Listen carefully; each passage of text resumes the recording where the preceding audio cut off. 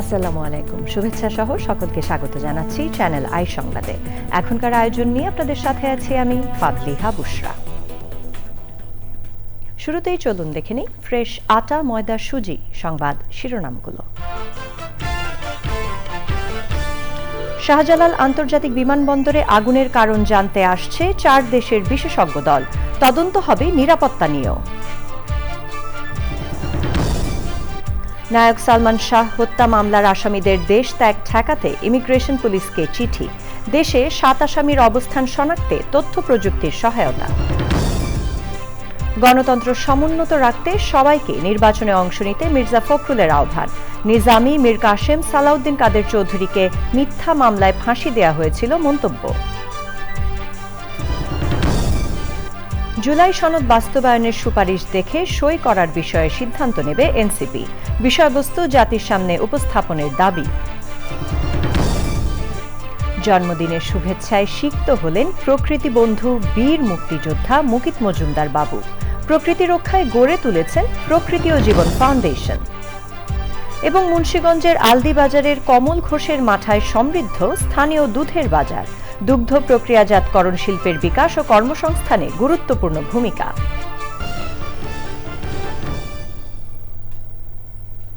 এছাড়াও নিটোল টাটা বিশেষ সংবাদে থাকছে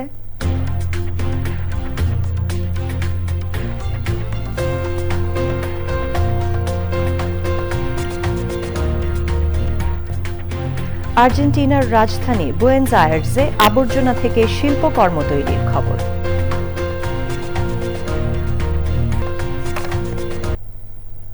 সংবাদ শিরোনামগুলো জানাচ্ছিলাম। এখনকার এই সংবাদ আয়োজন একই সঙ্গে চ্যানেল আইয়ের ইউটিউব চ্যানেল এবং চ্যানেল আইয়ের ওটিটি প্ল্যাটফর্ম আই স্ক্রিনে লাইভ স্ট্রিম হচ্ছে।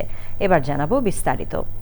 রাজধানীর হজরত শাহজালাল আন্তর্জাতিক বিমানবন্দরে আগুনের কারণ খুঁজে বের করতে শীঘ্রই ঢাকায় আসছেন 4 দেশের বিশেষজ্ঞরা।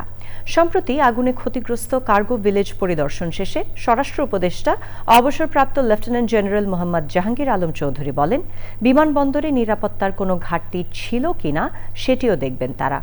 তবে এ ঘটনায় গঠিত তদন্ত কমিটিগুলো এখনও রিপোর্ট জমা দেয়নি। চকর মালিথার রিপোর্ট।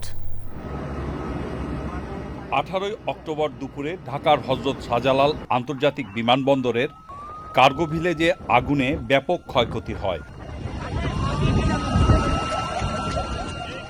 8 দিন পর সরজমিন দেখতে বিমানবন্দরে স্বরাষ্ট্র উপদেষ্টা। পরিদর্শন শেষে কথা বলেন সাংবাদিকদের সঙ্গে। আগুন যদি না নিভাইতে তো সব জায়গায় যেত, ফেল করলো কিভাবে? আগুন চলে গেছে, আগুন তারা নিভাইতে বাট সময় লাগছে। এরকম 9:30 সময়ের মধ্যে তো তারা করে দিচ্ছে, অলরেডি এয়ারপোর্ট মানে চালু করে দিচ্ছে, 9টার সময় চালু করে দিচ্ছে। দাগ্ধ পদার্থগুলো খুব বেশি ছিল, এই জন্য হয়তো আগুনটা ছড়াই গেছে, তাড়াতাড়ি কন্ট্রোল করতে সময় নিচ্ছে। আগুনের কারণ তদন্তে বিদেশি বিশেষজ্ঞদের ঢাকায় আসার তথ্য জানান তিনি। এই অগ্নিকাণ্ডের ভিতরে যদি কোনো অব্যবস্থাপনা থাকে, এই জন্য আমরা 4টা দেশের ইনভাইট করছি তাদের আসার জন্য। ইংল্যান্ডকে ইনভাইট করা হয়েছে, আপনার অস্ট্রেলিয়ারে ইনভাইট করা হয়েছে, চায়নারে ইনভাইট করা হয়েছে, টার্কিরে ইনভাইট করা হয়েছে। তাদের স্পেশালিস্ট আমরা আনতে চাচ্ছি, তারা একটা ইনভেস্টিগেশন করে মানে কারণটা কি এবং কে দায়ী এটা তারা বের করতে পারে।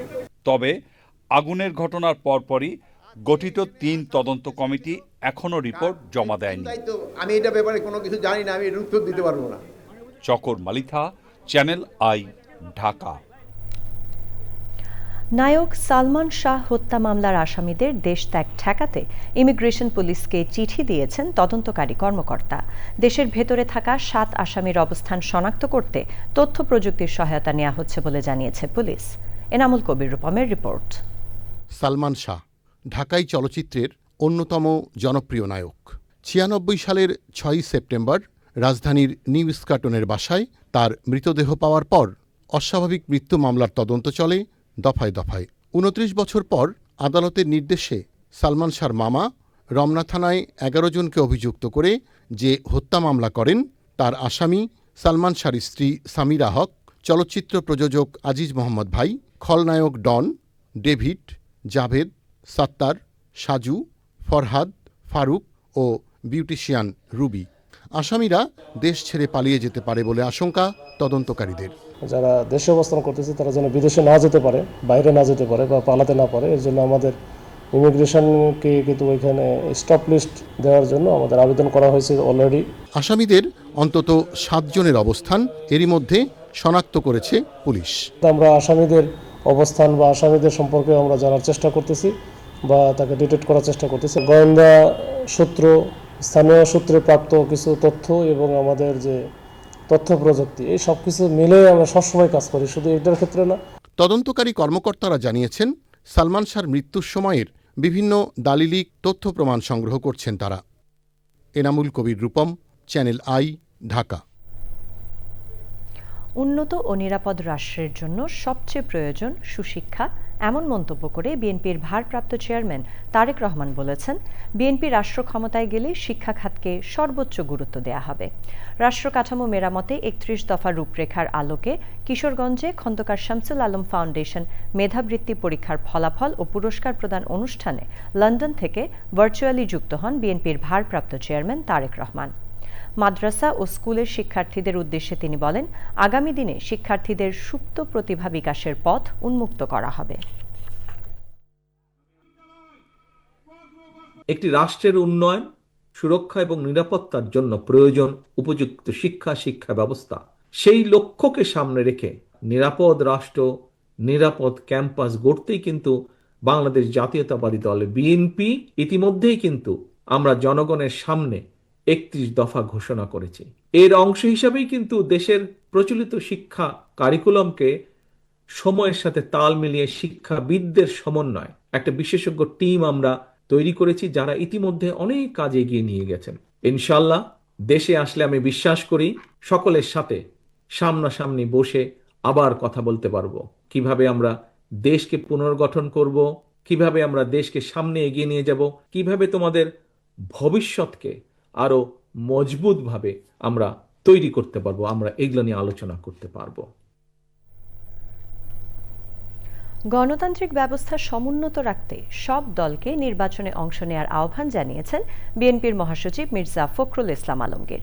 রাজধানীতে এক অনুষ্ঠানে তিনি বলেন, জামায়াত নেতা মতিউর রহমান নিজামী, মীর কাশেম আলী, বিএনপি নেতা সালাউদ্দিন কাদের চৌধুরীকে মিথ্যা মামলায় ফাঁসি দেয়া হয়েছিল।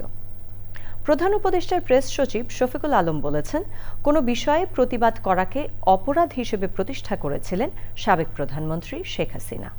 বিস্তারিত মইনুল হাসানের রিপোর্টে। রাজধানীর শিল্পকলা একাডেমিতে দৈনিক নয়াদিগন্ত পত্রিকার 21তম বর্ষপূর্তির আয়োজন। যোগ দেন বিভিন্ন দলের নেতারা। প্রধান উপদেষ্টার প্রেস সচিব শফিকুল আলম বলেন, একটি দেশ নয়, বিপ্লবের জন্য সংবাদপত্র অনেকটাই জরুরি।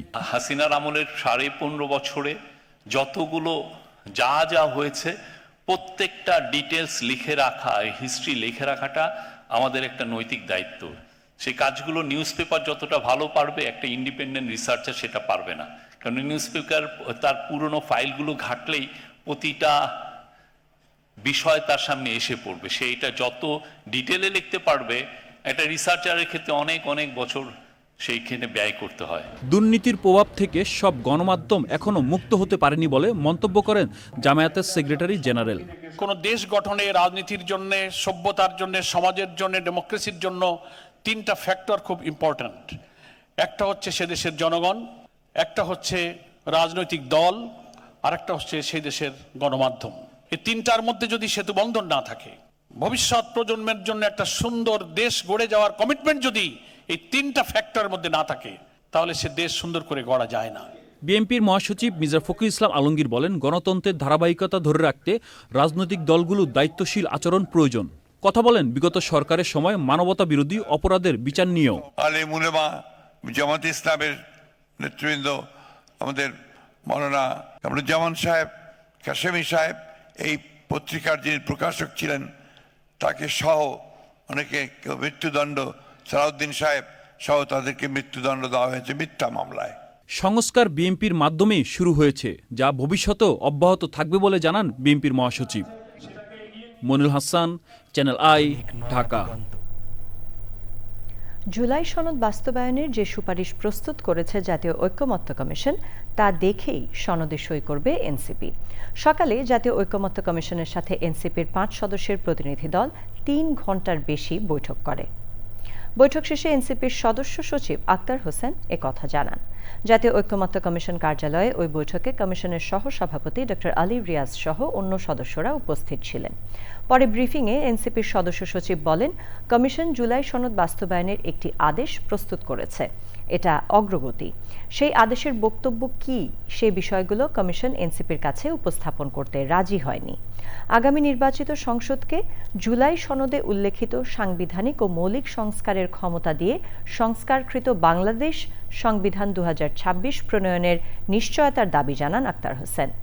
তিনি বলেন, আরপিওতে সরকার যে সংশোধনী এনেছে তা ইতিবাচকভাবে দেখছে এনসিপি।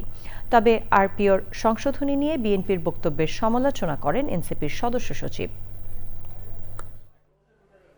এই জুলাই সনদ জনগণের সার্বভৌম অভিপ্রায়ের অভিব্যক্তি হিসেবে ডক্টর মোহাম্মদ ইউনূস সরকার প্রধান হিসেবে এটাকে জারি করবেন এবং সামনের সংসদে কনস্টিটিউয়েন্ট পাওয়ার অ্যাপ্লাই করার মধ্য দিয়ে এটাকে একটা সংস্কারকৃত 2026-এর সংবিধান হিসেবে ঘোষণা করতে হবে। জাতীয় মূল্যবোধ সংরক্ষণ পরিষদের সেমিনারে বিভিন্ন দলের নেতারা প্রাথমিক বিদ্যালয়ে ধর্মীয় শিক্ষকের পদ সৃষ্টির আহ্বান জানিয়েছেন। একই সাথে তারা বলেন, দলগুলো ঐক্যবদ্ধ থাকলে দেশে আর ফ্যাসিবাদের উত্থান ও উৎপাত হবে না। তাফিমুল ইসলামের রিপোর্ট। সাম্প্রতিক সময়ে কথার লড়াই চললেও একই মঞ্চে বিএনপি, জামাত, এনসিপি, ইসলামী আন্দোলন সহ ধর্মভিত্তিক কয়েকটি রাজনৈতিক দল। দেশের সকল প্রাথমিক বিদ্যালয়ে ধর্মীয় শিক্ষক নিয়োগ ও ধর্মীয় মূল্যবোধ পরিপন্থী সিদ্ধান্ত বাতিলের দাবিতে জাতীয় সেমিনারে যোগ দেন এসব দলের নেতারা। জাতীয় মূল্যবোধ সংরক্ষণ পরিষদ আয়োজিত সেমিনারে প্রাথমিক বিদ্যালয়ে ধর্মীয় শিক্ষকের গুরুত্ব তুলে ধরেন তারা। আমাদের প্রত্যাশা হলো এখনই করার পরিবেশ তৈরি করা। কর্ম শব্দটা আমাদের ভালো লাগে না। আমরা বিগত দিনে বহুত দেখেছি, বাংলাদেশে রাজনীতি করতে হলেও এদেশের ইসলাম এবং ইসলামপন্থীদের সাথে নিজেদের কমিটমেন্ট প্রদান এবং সেই কমিটমেন্ট রক্ষা করে আগামী দিনে বাংলাদেশে রাজনীতি করতে হবে। এই প্রান্তিক জনগোষ্ঠী বলতে আমরা অর্থনৈতিক প্রান্তিক, সমকামীদের প্রান্তিক জনগোষ্ঠী না, এরা কোন প্রান্তিক পড়ে না। রাষ্ট্র ক্ষমতায় গেলে ধর্মীয় মূল্যবোধ অটুট রেখে কাজ করার প্রতিশ্রুতি দেন দলগুলো নেতারা। একই সাথে বিভক্তি সৃষ্টি করে ফ্যাসিবাদ ফিরে আসার সুযোগ না দেওয়ার আহ্বান জানান তারা। যদি আমরা সবাই ঐক্যবদ্ধ থাকি তাহলে পতিত ফ্যাসিবাদের কোনোদিন পুনর্জাগরণ হবে না। যদি আমরা ফ্যাসিবাদ বিরোধী জাতীয় ঐক্যকে সমুন্নত রাখি, ইনশাআল্লাহ বাংলাদেশের ফ্যাসিবাদের কোনোদিন উৎপত্তি এবং উৎপাত দুটোটাই হবে না। আপসহীন অকুত ভয় রাজনীতি দলীয় স্বার্থে উঠতে একটু সিরিয়াস পদক্ষেপ না নিতে পারি, আমরা জাতির কাছে, আমার সন্তানের কাছে, প্রজন্মের কাছে আমরা দায়ী থেকে যাব। ভারত আমাদের কাছে এসে শিখতে পারে। আমাদের বাংলাদেশ থেকে টেক্সট বুক এক্সাম্পল তৈরি হয়েছে সংখ্যালঘুদের নিরাপত্তা কিভাবে নিশ্চিত করতে হয়। নেতারা বলেন, আগামীতে যারাই ক্ষমতায় আসুক প্রাথমিক বিদ্যালয়ে ধর্মীয় শিক্ষকের পদ সৃষ্টি করে নিয়োগের ব্যবস্থা করবেন। তাফিমুল ইসলাম, চ্যানেল আই, ঢাকা। জন্মদিনে শুভেচ্ছায় সিক্ত হলেন প্রকৃতি বন্ধু বীর মুক্তিযোদ্ধা মুকিত মজুমদার বাবু। প্রকৃতি রক্ষায় সচেতনতা বাড়ানোর পাশাপাশি কার্যকর ভূমিকা রাখতে প্রকৃতি ও জীবন ফাউন্ডেশন গড়ে তুলেছেন এই গুণী। এমপ্রেস গ্রুপের সফল প্রতিষ্ঠাতা, পরিচালকও তিনি। মুকিত মজুমদার বাবুর জন্মদিনে আলিম আল রাজির রিপোর্ট।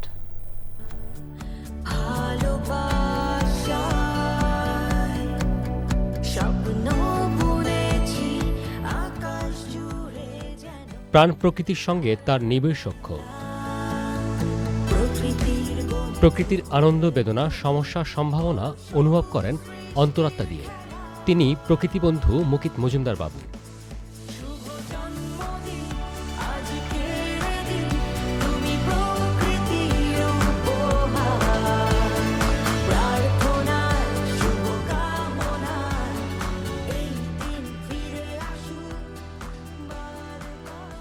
জন্মভূমির প্রতি দায় কৈশোরে তাকে টেনে নেয় ৭১-এর রণাঙ্গনে। বীর মুক্তিযোদ্ধা মুকিত মজুমদার বাবু সবুজ বাংলা গড়ে তোলার স্বপ্নে ২০০৯ সালে প্রতিষ্ঠা করেন প্রকৃতি ও জীবন ফাউন্ডেশন। জীববৈচিত্র্য, বন ও বন্যপ্রাণী সংরক্ষণ এবং জলবায়ু পরিবর্তনের অভিঘাত মোকাবেলায় গণ সচেতনতা সৃষ্টি সংস্থাটির ব্যতিক্রমী উদ্যোগ। জনসচেতনতা তৈরিতে চ্যানেল আয়ে ধারাবাহিকভাবে প্রচার হচ্ছে তার নির্দেশনায় প্রামাণ্য অনুষ্ঠান প্রকৃতি ও জীবন। প্রকৃতি সংরক্ষণে বিশেষ অবদানের জন্য তিনি প্রবর্তন করেছেন প্রকৃতি সংরক্ষণ পদক। দেশ জুড়ে গড়ে তুলেছেন সবুজ কমিউনিটি, প্রকৃতি ও জীবন ক্লাব। পরিবেশ নিয়ে বহুমাত্রিক কাজের স্বীকৃতি হিসেবে মুকিত মজুমদার বাবু ওয়াইল্ড লাইফ কনজারভেশন পদকের পাশাপাশি পেয়েছেন জাতীয় পরিবেশ পদক। এছাড়াও দেশ বিদেশি অসংখ্য পুরস্কার ও সম্মাননায় ভূষিত হয়েছেন পরিবেশবিদ মুকিত মজুমদার বাবু এবং তার প্রতিষ্ঠান প্রকৃতি ও জীবন ফাউন্ডেশন। প্রকৃতির প্রতি দায়বদ্ধতা ও চেতনা থেকে নিয়মিত জাতীয় দৈনিকের পাশাপাশি লিখে চলেছেন নানা মাধ্যমে। সম্পাদনা করছেন প্রকৃতি ও জীবন শিরোনামে জাতীয় দৈনিকে রঙিন একটি পূর্ণাঙ্গ পাক্ষিক পাতা এবং ত্রৈমাসিক পত্রিকা প্রকৃতি বার্তা। জন্মদিন উপলক্ষে সাভারের centre for rehabilitation of the paralysed সিআরপিতে প্রকৃতিবন্ধু সময় কাটান পক্ষাঘাতগ্রস্ত শিশুদের সঙ্গে। জাতির শ্রেষ্ঠ সন্তান বীর মুক্তিযোদ্ধাদের একজন হিসাবে আজ আপনার আগমনে এই সিআরপি প্রাঙ্গণে সর্বত্র জেগেছে নব প্রাণের স্পন্দন। Decided once again to share your birthday celebration with us. We feel very proud to have somebody called Mr. Nature to join us today. Mr. Mukit Mojumdar Babu, also known as Mr. Nature.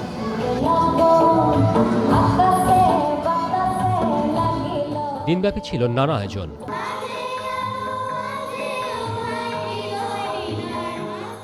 CRP শিশুদের সাংস্কৃতিক পরিবেশনায় বিমোহিত হন অতিথিরা।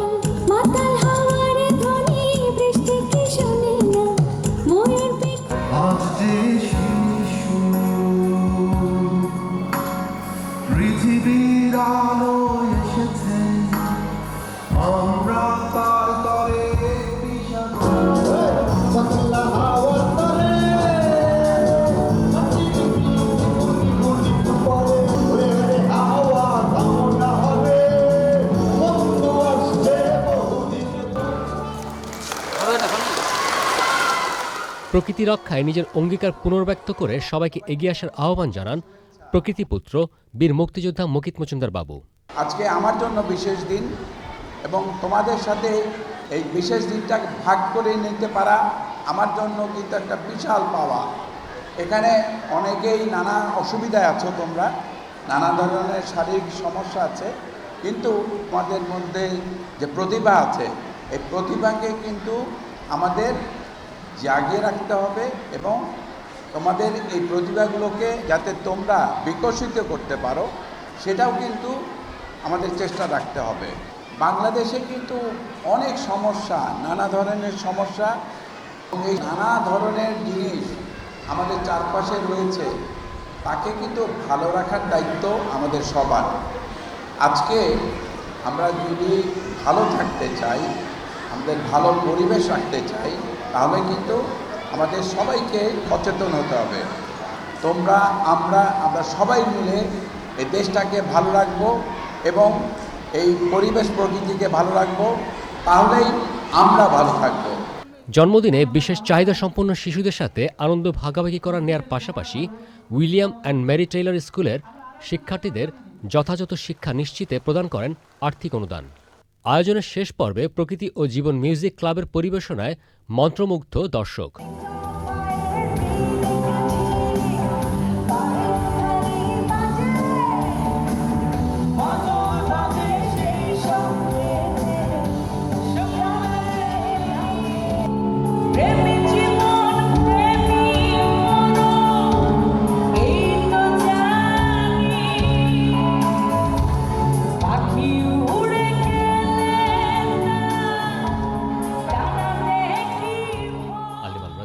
Channel I, Savar, Dhaka. মুন্সিগঞ্জের টঙ্গীবাড়ি উপজেলার আলদি বাজারে মাঠা খেতে দূর দূরান্ত থেকে মানুষজন ভিড় করছেন। চাহিদার কারণে বেড়েছে মাঠার উৎপাদন, ফলে স্থানীয় বাজারে দুধের ভালো দাম পাচ্ছেন খামারিরা। বিস্তারিত জানাচ্ছেন শাইখ সিরাজ। মুন্সিগঞ্জের টঙ্গীবাড়ি উপজেলার কাজল নদীর পাশে আলদি বাজারটি মাঠার জন্য এখন বেশ জনপ্রিয়।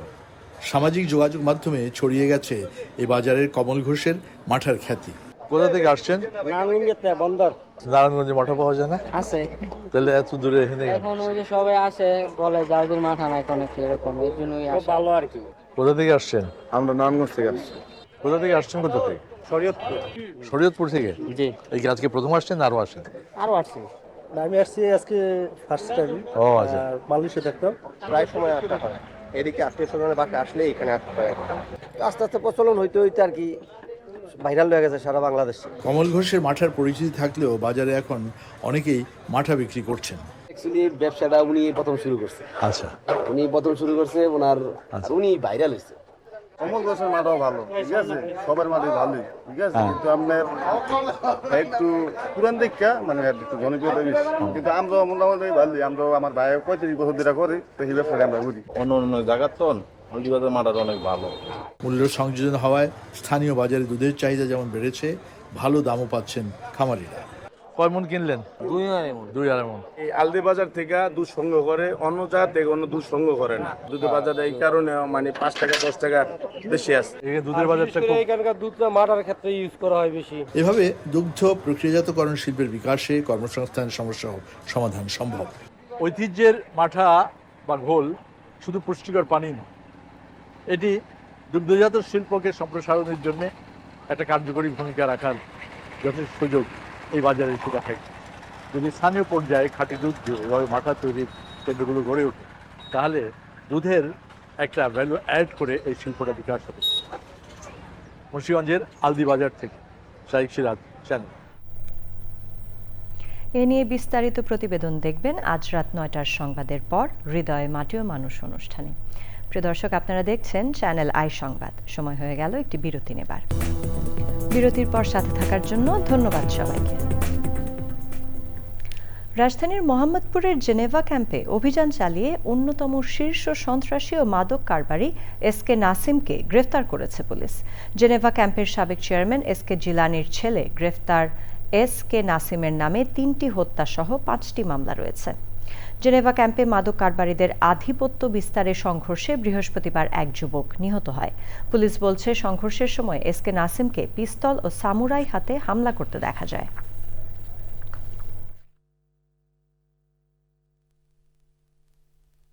এসকে নাসিম, সে হচ্ছে জেনেভা ক্যাম্পের একটা বিরাট আতঙ্কের নাম, এবং যত যে মাদক ব্যবসায়ীগুলো আছে, বিশেষ করে 7 নম্বর সেক্টরের বুনিয়া সোহেল, টুনটুন কালাম, এদের হচ্ছে যে মূল পাওয়ার হাউস। সে পুরো এই জেনেভা ক্যাম্পে এক ধরনের মানে ছায়া গডফাদার হিসেবে কাজ করত। তার নামে 3টা মার্ডার মামলা চলমান, দ্রুত বিচারের মামলা আছে একটা, এবং অন্যান্য সব প্রায় 5 থেকে 6টা রানিং মামলা তার নামে চলমান। দেশের শীর্ষ সোশ্যাল ক্লাবগুলোকে একত্রিত করে স্পোর্টসম্যানশিপ, বন্ধুত্ব ও দলগত চেতনার বিকাশে আয়োজন হতে যাচ্ছে দ্য গুলশান ক্লাব অলিম্পিয়াড 2025। পঞ্চমবারের মতো আয়োজন নিয়ে সংবাদ সম্মেলনে জানানো হয়, 30শে অক্টোবর থেকে 8ই নভেম্বর পর্যন্ত হবে এই অলিম্পিয়াড। এবারের আয়োজনে অংশ নেবে 22টি শীর্ষ ক্লাব, 24টি দল এবং 1200-র বেশি অ্যাথলেট। তরুণ প্রজন্মকে খেলাধুলায় সম্পৃক্ত করতে এবং পেশাগত জীবনের পাশাপাশি স্বাস্থ্যকর ও ভারসাম্যপূর্ণ জীবনধারায় উদ্বুদ্ধ করতে আয়োজনটি অত্যন্ত ফলপ্রসূ বলছেন সংশ্লিষ্টরা।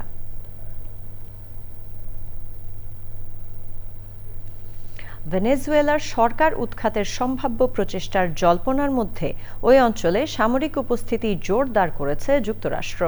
এরই অংশ হিসেবে ভূমধ্যসাগর থেকে ল্যাটিন আমেরিকা অভিমুখে যাত্রা করছে 90টি জঙ্গি বিমানবাহী মার্কিন রণতরী ইউএসএস জেরাল্ড ফোর্ড। শুক্রবার মার্কিন সামরিক বাহিনীর একজন মুখপাত্র বলেন, প্রতিরক্ষামন্ত্রী পিট হেগসেট রণতরী ইউএসএস জেরাল্ড ফোর্ড ও তার সহযোগী স্ট্রাইক গ্রুপ হিসেবে 5টি ডিস্ট্রয়ার ল্যাটিন আমেরিকা উপকূলে মোতায়েন করার নির্দেশ দিয়েছেন। ক্যারিবীয় অঞ্চলে রণতরী মোতায়েনের প্রতিক্রিয়ায় ভেনেজুয়েলার প্রেসিডেন্ট নিকোলাস মাদুরো বলেছেন, এ অঞ্চলে যুদ্ধের পাঁয়তারা করছে যুক্তরাষ্ট্র। নিটোল টাটা বিশেষ সংবাদ।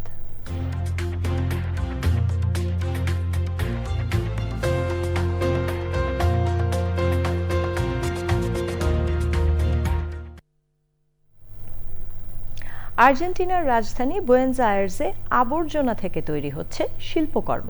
ফেলে দেয়া কাঠ, ধাতু আর প্লাস্টিক দিয়ে তৈরি করা হচ্ছে বিভিন্ন প্রাণীর ভাস্কর্য।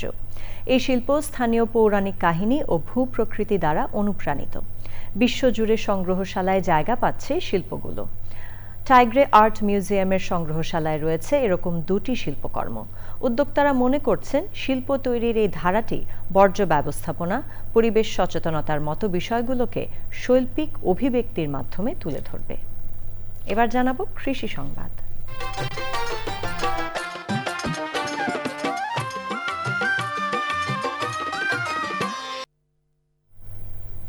আজ মধ্যরাতে শেষ হচ্ছে মা ইলিশ রক্ষায় 22 দিনের নিষেধাজ্ঞা। এবছর মা ইলিশ রক্ষা অভিযান সফল হয়েছে দাবি করছেন সংশ্লিষ্টরা, তবে জেলেরা বলছেন ভিন্ন কথা।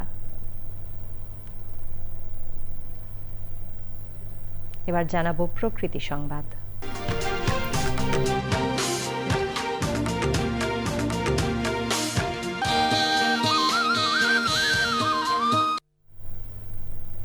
সবুজে সাজাই বাংলাদেশ স্লোগানে ঝিনাইদহে বৃক্ষায়ন করেছে প্রকৃতি ও জীবন ক্লাব।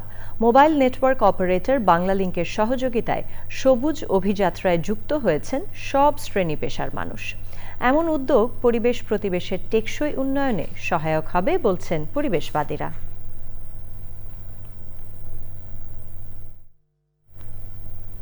পূবালী ব্যাংক বাণিজ্য সংবাদ।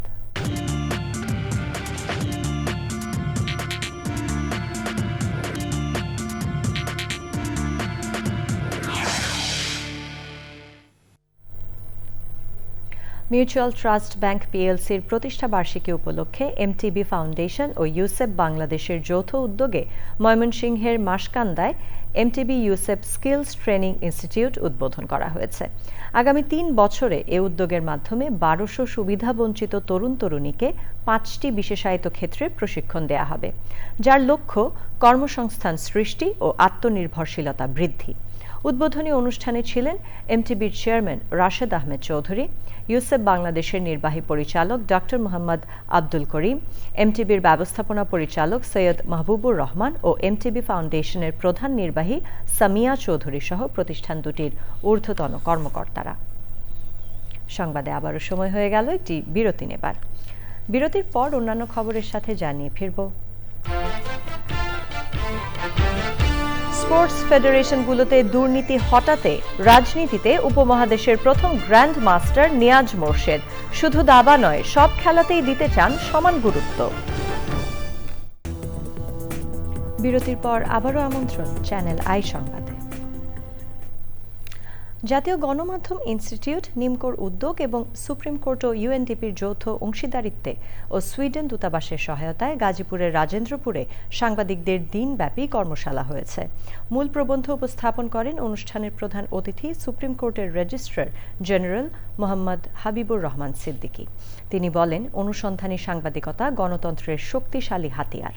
নিমকোর সহকারী পরিচালক মকবুল হোসাইনের সঞ্চালনায় আরও উপস্থিত ছিলেন নিমকোর প্রশাসন ও উন্নয়ন বিভাগের পরিচালক রহিমা আক্তার, ইউএনডিপি বাংলাদেশের head of communication Mohammad Abdul Kaiyum, কর্মশালার পরিচালক ও নিমকোর উপপরিচালক মোহাম্মদ আবু সাদেক সহ অন্যরা। এবার জানাবো খেলার খবর।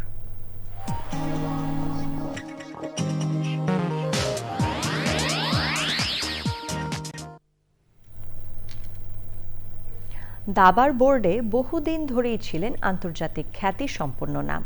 এবার রাজনীতির মাঠেও সেই পদচারণা। উপমহাদেশের প্রথম গ্র্যান্ড মাস্টার নিয়াজ মোরশেদ এখন বিএনপির অঙ্গ সংগঠন বাংলাদেশ জাতীয়তাবাদী ক্রীড়া দলের আহ্বায়ক। খেলাধুলার উন্নয়ন ও ক্রীড়াঙ্গনকে দুর্নীতিমুক্ত করার প্রত্যয় নিয়েই তার এই যাত্রা। আদিল আহমেদ শানের রিপোর্ট। 1987 সালে দক্ষিণ এশিয়ার প্রথম গ্র্যান্ড মাস্টারের খেতাব অর্জন করেন নিয়াজ মোরশেদ। জাতীয়তাবাদী ক্রীড়া দলের আহ্বায়ক হওয়ার পর তার লক্ষ্য ফেডারেশন ও অ্যাসোসিয়েশনগুলোতে অনিয়ম বন্ধ করে প্রকৃত ক্রীড়াবিদদের উন্নয়ন নিশ্চিত করা। ফুটবল আর ক্রিকেট এই দুটো কিন্তু একটা জনসম্মুখে থাকে সবসময়। সো আপনি চাইলেও কিন্তু এখানে আপনি কোনো একটা কিছু করবেন তো পরের দিন পেপার চলে আসবে। সো বড় ধরনের যে অনিয়মগুলি সেগুলি কিন্তু বেশি হয় ছোট ফেডারেশন। আমি যখন গ্র্যান্ড মাস্টার হই তারপরে কিন্তু 3-4 বছর দাবা ফেডারেশনে মানে চুটিয়ে আদম ব্যবসা হয়েছে। সো অনেকেই দেখা যায় এখানে পলিটিক্স করে, কুক্ষিগত করে, আধিপত্য বিস্তারের চেষ্টা করে। উদীয়মান খেলোয়াড়গুলি কিন্তু সবচেয়ে বেশি এফেক্টেড। এগুলিতে আমাদের তীক্ষ্ণ নজর থাকবে যাতে এগুলি কেউ করতে না পারে। বিএনপির ক্রীড়া বিষয়ক সম্পাদক আমিনুল হক বলেন, জাতীয়তাবাদী ক্রীড়াদল সরাসরি রাজনৈতিক কর্মসূচিতে না গিয়ে সারা দেশে ক্রীড়া উন্নয়ন ও তরুণ প্রজন্মকে খেলাধুলায় ফিরিয়ে আনতে কাজ করবে। আগামী ক্রীড়াঙ্গনকে ঢেলে সাজানোর জন্য আমরা যে পরিকল্পনা নিয়েছি, আমার কাছে মনে হয়েছে এবং আমার দল এবং আমাদের মাননীয় ভারপ্রাপ্ত চেয়ারম্যান জনাব তারেক রহমানের যে পরামর্শ রয়েছে যে খেলোয়াড়দেরকে শুধু খেলার জন্যই কাজে লাগানো, সরকারিভাবে 5টি গেমসকে বাছাই করে আমরা প্রত্যেকটি স্কুলে বাধ্যতামূলক করে দিব এবং সেটা আমাদের জাতীয় যে ন্যাশনাল যে কারিকুলাম, সেই কারিকুলামের অন্তর্ভুক্ত থাকবে।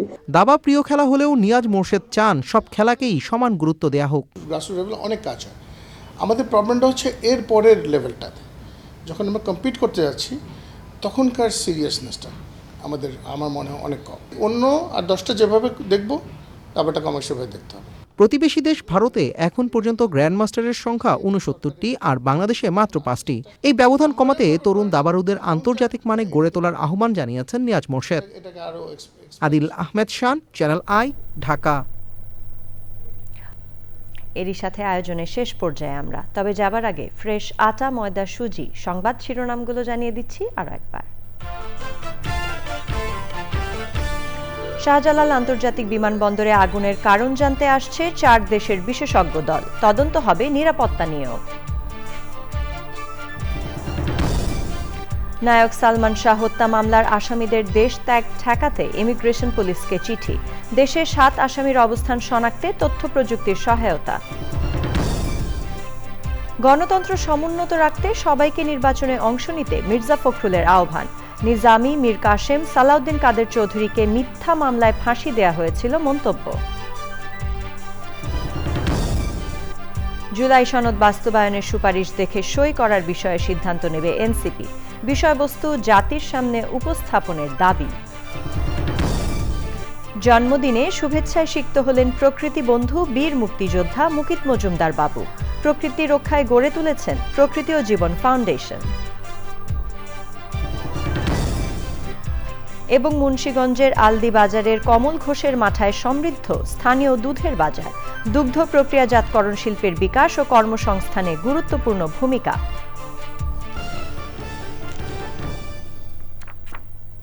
চ্যানেল আইয়ের সর্বশেষ সংবাদ জানতে ভিজিট করুন channelionline.com-এ। যুক্ত থাকুন আমাদের সোশ্যাল মিডিয়া প্ল্যাটফর্মগুলোর সাথে। আমাদের পরবর্তী সংবাদ দেখার আমন্ত্রণ জানিয়ে শেষ করছি। এতক্ষণ সাথে থাকার জন্য ধন্যবাদ সবাইকে।